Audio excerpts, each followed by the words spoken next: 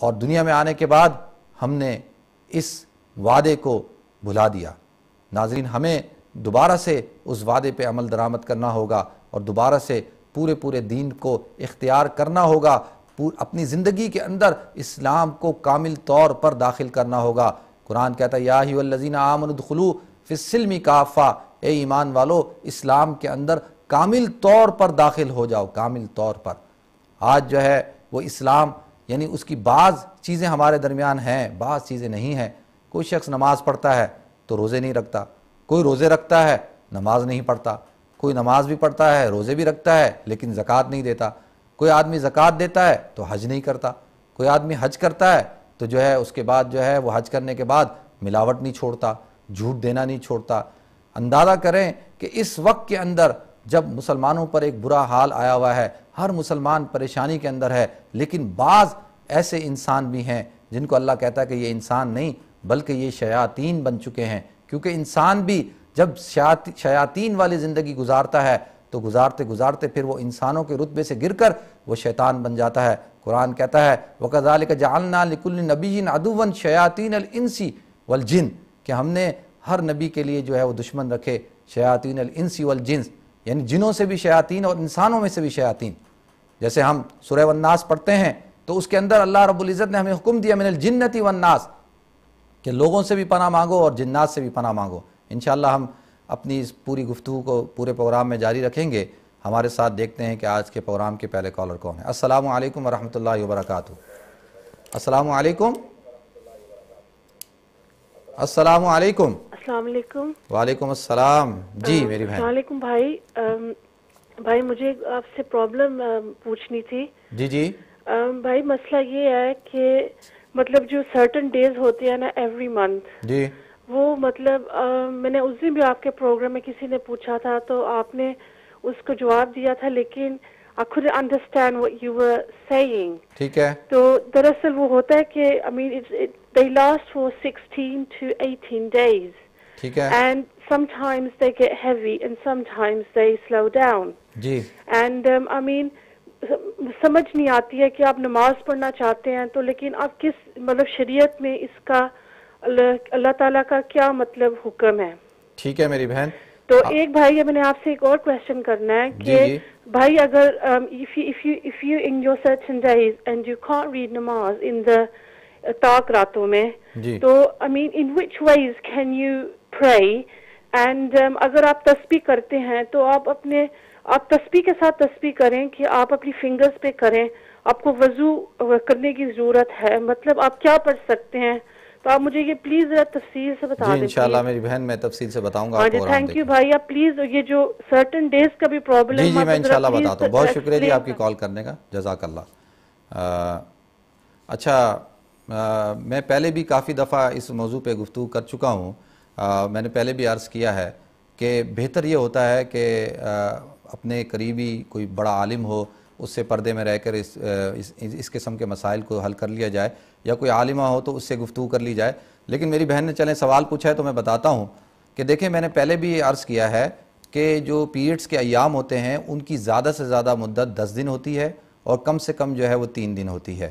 اگر 3 دن سے کم جو ہے وہ پیریڈز ہوں، خون آئے، تو وہ پیریڈز کا خون نہیں ہوتا، اس کو استحاضے کا خون کہتے ہیں، یعنی وہ بیماری کا خون ہے۔ اسی طریقے سے اگر 10 دن سے زیادہ خون آئے تو وہ 10 دن سے زیادہ جو خون آتا ہے 11واں 12واں 13واں دن جو ہے وہ بھی بیماری کا خون ہوتا ہے، وہ ناپاکی کا خون نہیں ہوتا۔ تو لہذا اگر 17-18 دن تو اس 17-18 دن میں سے جو ہے وہ 10 دن جو ہیں وہ پیریڈز کے ایام شمار ہوں گے۔ ان ایام کے اندر جو ہے وہ روزہ نہیں رکھنا، نماز نہیں پڑھنی، نماز معاف ہے، روزوں کی جو ہے وہ قضا رکھنی ہوگی۔ اور میں نے یہ بھی عرض کیا تھا کہ ایک پیریڈز کے اور دوسرے پیریڈز کے شروع میں، یعنی ایک کے انتہا اور دوسرے کی ابتدا کے اندر کم سے کم وقفہ 15 دن کا ہونا ضروری ہے۔ اگر 15 دن سے کم کا وقفہ ہے تو وہ پیریڈز کا خون نہیں، وہ بیماری کا خون ہے۔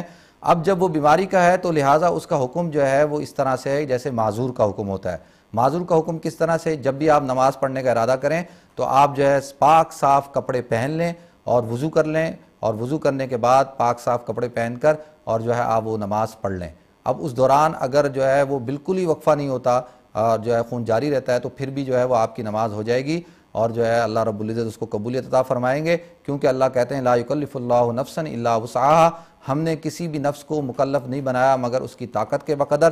اب اس میں انسان کا اختیار ہی نہیں ہے تو لہذا یہ وہ روک ہی نہیں سکتا, تو لہذا اس کو اس بات کی اجازت ہے, وہ معذور ہے, وہ وضو کرے, پاک صاف کپڑے پہن کر جو ہے وہ نماز پڑھ لے.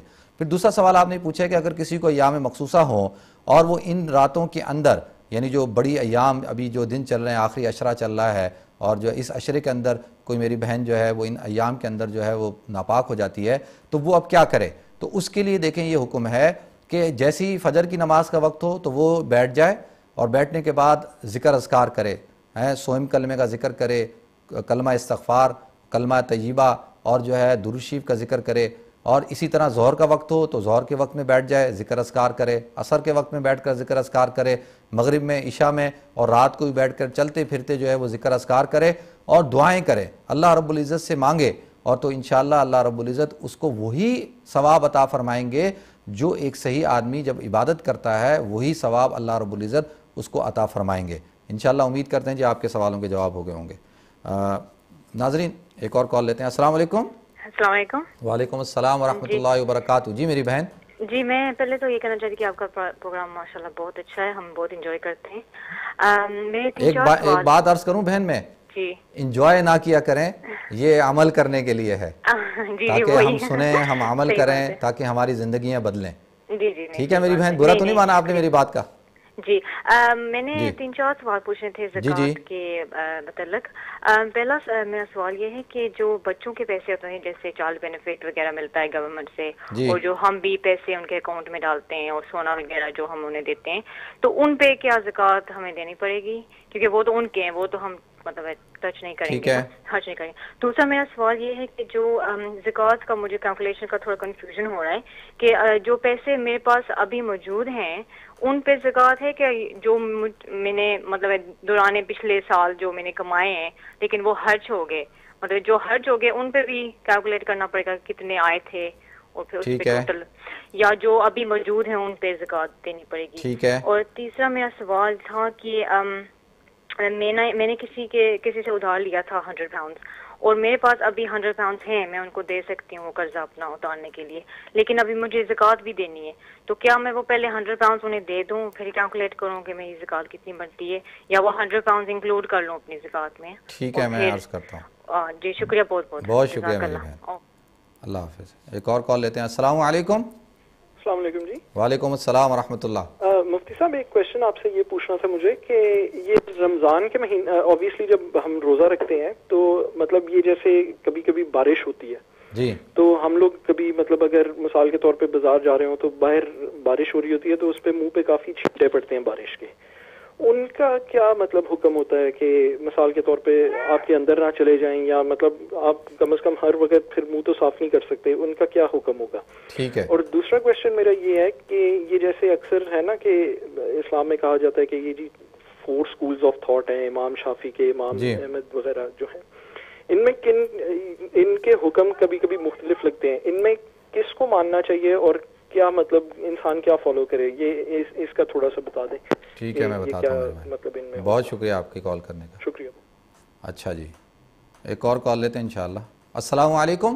وعلیکم السلام مولانا صاحب. جی میرے 2 سوال ہیں. ایک یہ کہ 4 رکعت فرض پڑھنے کا صحیح طریقہ کیا ہے, کیا 4 رکعت میں سورت ملانی ہے یا نہیں ملانی؟ کیونکہ کچھ لوگ کہتے ہیں کہ 2 رکعت میں آپ سورت ملائیں اور دوسری جو اینڈ والی ہیں ان پہ نہیں ملانی. اور دوسرا میرا سوال یہ ہے کہ کس عمر سے بچوں پہ روزے فرض ہو جاتے ہیں؟ تھینک یو, اللہ حافظ. روزے فرض ہو جاتے ہیں, ٹھیک ہے. اچھا جی, تو میرے یہ جو پہلا سوال پوچھا ہے میری بہن نے چائلڈ بینیفٹ پر زکوٰۃ کا, دیکھیں اگر بچوں کے جیسے آج کل جو ہے وہ بچوں کے اکاؤنٹ کھلے ہوئے ہوتے ہیں اور چائلڈ بینیفٹ ڈائریکٹلی ان کے اکاؤنٹ میں آتا ہے, اور جو ہے وہ اگر والدین اس کو استعمال بھی نہیں کرتے اور اپنے طور سے بھی پیسے اس کے اکاؤنٹ میں ڈالتے ہیں تاکہ وہ جب 18 سال کا ہو جائے تو وہ استعمال کر سکے اس کو, تو یہ وہ پیسے جو ہیں وہ تو بچے کی ملکیت ہوتے ہیں. جب بچے کی ملکیت ہیں تو بچہ جو نابالغ ہوتا ہے اس کے اوپر زکوٰۃ نہیں ہوتی. جو نابالغ ہوتا ہے چاہے وہ ارب پتی کیوں نہ ہو اور کروڑ پتی کیوں نہ ہو, اس کے پاس کئی جائیدادیں ہوں لیکن وہ نابالغ ہے تو اس کے اوپر جو ہے وہ زکوٰۃ نہیں ہوتی جو اس کی ملکیت کے اوپر. اسی طرح سے آپ نے پوچھا ہے کہ رقم موجود ہے.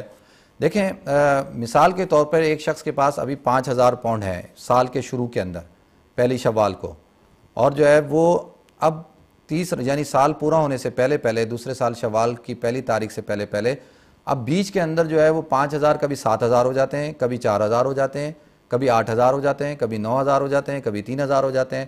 اس طرح ہوتے جب سال کا آخر ہوتا ہے تو سال کے آخر میں اس کے پاس جو ہے وہ 8000 پاؤنڈ ہوتے ہیں. تو لہٰذا حولان حول فقہی اصول ہے کہ اس کا اعتبار ہوتا ہے کہ اب سال کے اینڈ میں ہم نے دیکھنا ہوگا کہ اس کے پاس کتنی رقم ہے. سال کے شروع میں صاحب نصاب تھا تو اب اس کے اوپر زکوٰۃ فرض ہو گئی، لہٰذا بیچ کا کوئی اعتبار نہیں ہے. اب اینڈ کے اندر جو ہے وہ اگر اس کے پاس جو ہے وہ 8000 پاؤنڈ ہیں تو 8000 پاؤنڈ کے اوپر جو ہے وہ زکوٰۃ دینی ہوگی جو رقم موجود ہے.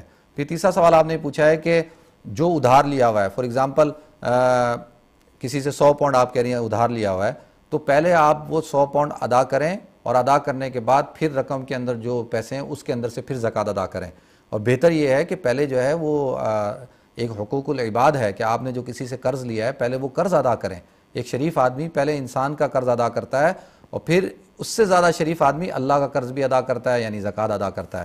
تو امید کرتا ہوں جی آپ کے ان سوال کے جواب ہوں گے. تیسرا میرے بھائی نے سوال پوچھا ہے کہ بارش ہو رہی ہوتی ہے، عام طور پر باہر نکلتے ہیں، انگلینڈ میں تو ویسے ہی اکثر ویدر میں ایسا ہی ہوتا ہے، لندن میں بارش ہو رہی ہوتی ہے، تو اس کا پانی سر پہ پڑے، منہ پہ پڑے، چھینٹیں پڑیں تو اس سے وضو نہیں ٹوٹتا. اگر جو ہے کوئی ایک بوند منہ میں چلی جاتی ہے، بالکل بوند جس کا کوئی تصور ہی نہیں ہوتا اور وہ جو ہے وہ تھوک میں مل جاتی ہے، اس کا یعنی محسوس بھی نہیں ہوتا، تو ایسے پانی سے ہاں منہ بھر کے ایسے منہ کھول لیا، بارش ہو رہی ہے، منہ کھولا ہوا ہے اور سارا پانی منہ کے اندر جا رہا ہے اور وہ پانی پی رہے ہیں، تو اس پانی کے پینے سے تو روزہ ٹوٹ جائے گا. لیکن جو ایسے منہ سے ایسے ایک قطرہ تھوک میں مل جاتا ہے اور محسوس بھی نہیں ہوتا تو اس سے جو ہے وہ روزہ نہیں ٹوٹتا. جس طرح نہانے سے روزہ نہیں ٹوٹتا، جس طرح وضو کرنے سے روزہ نہیں ٹوٹتا، جس طرح سے منہ پہ چھینٹے مارنے سے روزہ نہیں ٹوٹتا، اسی طرح بارش کا پانی لگنے سے بھی روزہ نہیں ٹوٹتا. اسی طرح سے میرے بھائی نے سوال پوچھا ہے کہ جی امام ابو حنیفہ، امام شافعی، امام مالک، امام احمد. دیکھیں میرے بھائی، اللہ رب العزت نے یہ جو ہمارے ائمہ کرام ہیں انہوں نے فقہ کو مرتب کیا. من یرید اللہ خیرا یفقہہ فی الدین، تم میں سب سے بہتر وہ ہے، قرآن کہتا ہے، جو دین کی جس کو سمجھ ہو. تو یہ فقیہ ہیں. حضرت امام ابو حنیفہ رحمۃ اللہ علیہ نے اکثر صحابہ کرام سے پڑھا ہے اور جو ہے آپ نے دین کو سمجھ کر قرآن اور حدیث سے تمام مسائل جو ہمارے روزمرہ کے مسائل ہیں ان کو ایک طرف جمع کیا. ان کے شاگرد تھے امام محمد اور امام یوسف رحمۃ اللہ علیہ. تو لہٰذا ان ائمہ کا جو اختلاف ہے وہ اصولیات کے اندر نہیں ہے. میں نے آپ حضرات کے سامنے عرض کیا اصولیات ایمانیات ہوتے ہیں، یعنی آمنت باللہ جو پوری آج میں نے آپ کے سامنے ایمان بیان کیا، اس میں کسی کا اختلاف نہیں ہے. فروعیات کے اندر اختلاف ہے کہ اختلاف کس طور پر ہے کہ آمین زور سے کہنی چاہیے، آہستہ کہنی چاہیے، بسم اللہ زور سے کہنی چاہیے، سورہ فاتحہ جو ہے پڑھنی چاہیے نہیں پڑھنی، یہ اس فروعیات ہیں. اور فروعیات کے اندر اختلاف جو ہے اللہ کے رسول صلی اللہ علیہ وسلم نے فرمایا اختلاف علماء امتی رحمتن، کہ میری امت کے درمیان علماء کا جو اختلاف ہے یہ رحمت ہے، کیونکہ حضور اکرم صلی اللہ علیہ وسلم کی ہر ادا اور ہر ترتیب کو ان ائمہ نے جمع کیا کہ کوئی سمجھتا ہے کہ اس کی دلیل زیادہ مضبوط ہے، کوئی سمجھتا ہے اس کی دلیل زیادہ مضبوط ہے. تو لہٰذا دنیا کے اندر 40% لوگ جو ہیں امام ابو حنیفہ رحمۃ اللہ علیہ کے فقہ کے اوپر عمل کرتے ہیں. دین حضور اکرم صلی اللہ علیہ وسلم کا ہے، شریعت اللہ کے رسول صلی اللہ علیہ وسلم کی ہے، یہ دین اللہ کا اور اس کے رسول کا ہے. لیکن جو فقہی مسائل ہیں اس کے اندر امام حنیفہ رحمۃ اللہ علیہ کے فالوورز جو ہیں وہ 40% ہیں دنیا کے اندر. تو یہ صرف ہم ان کو اپنا امام یعنی کس طور پر تسلیم کرتے ہیں کہ جس طور پر کہ میں نے آج حدیث پڑھی خیر امتی کرنی ثم الذین یلونہم، تم بہترین زمانہ میرا ہے اور پھر اس سے ملا وہ جو زمانہ ہے، یعنی جو تابعین کا زمانہ ہے، جو تبع تابعین کا زمانہ ہے. تو لہٰذا ان کو ہم اپنے مسائل کے اندر جو ہے وہ اپنا امام بناتے ہیں. اسی طرح سے آج ایک عالم دین کو بھی امام کہا جاتا ہے، جو نماز پڑھاتا ہے اس کو بھی امام کہا جاتا ہے. تو اس سے تو لہٰذا زیادہ تر لوگ جو ہے امام ابو حنیفہ رحمۃ اللہ علیہ کو فالو کرتے ہیں اور ہم بھی جو ہے امام ابو حنیفہ رحمۃ اللہ علیہ کے فقہ کے مطابق جو ہے مسئلوں کا حل بتاتے ہیں. اسی طریقے سے میری بہن نے سوال پوچھا ہے 4 رکعت پڑھنا نماز فرض پڑھنے کا صحیح طریقہ کیا ہے. میں عرض کر دیتا ہوں صحیح طریقہ یہ ہے کہ اگر انفرادی طور پر پڑھ رہے ہیں، اکیلے پڑھ رہے ہیں، تو پہلی 2 رکعتوں کے اندر جو ہے وہ پہلی رکعت میں ثنا پڑھ کے سورہ فاتحہ پڑھ کے سورت کا ملانا جو ہے وہ ضروری ہے، چھوٹی سورت کا یا 3 آیتوں کا. اور دوسری رکعت کے اندر سورہ فاتحہ پڑھنا اور سورت کا پڑھنا جو ہے وہ ضروری ہے. سورہ فاتحہ پڑھنا واجب ہے، سورت کا پڑھنا فرض ہے. کوئی شخص اگر سورہ فاتحہ نہیں پڑھتا تو اس کو سجدہ صاف کرنا پڑے گا، اگر جان بوجھ کر چھوڑتا ہے تو اس کی نماز نہیں ہوگی، اس کو نماز دوبارہ لوٹانی ہوگی. اسی طرح اگر کوئی شخص جو ہے وہ بھول کر صورتیں نہیں پڑھتا یا جان بوجھ کر صورتیں نہیں پڑھتا تو اس کی نماز ہی نہیں ہوگی. اور باقی جو 2 رکعتیں ہیں ان 2 رکعتوں کے اندر سورہ فاتحہ پڑھ لیں، وہ سنت ہے، سورت کا پڑھنا ضروری نہیں ہے.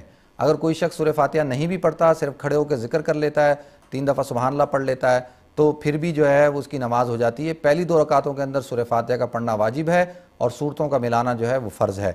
اگر آپ امام کے پیچھے نماز پڑھ رہے ہیں تو امام کے پیچھے جو ہے صرف اور صرف آپ کو ثنا سبحانک اللہم و بحمدک و تبارک اسمک و تعالی جدک و لا الہ غیرک پہلی رکعت میں پڑھنا ہوگا۔ اس کے بعد آپ کو چاروں رکعتوں کے اندر خاموش رہنا ہوگا، کیونکہ قراءۃ الامام قراءۃ لہ، امام کی قراءت جو ہے مقتدی کی قراءت کے لیے کافی ہوتی ہے۔ امام قراءت کرے گا اور مقتدی جو ہے وہ خاموش رہ کر جو ہے اس قراءت کو سنیں گے۔ امید کرتا ہوں کہ ان سوالوں کا جواب ہو گیا ہوگا۔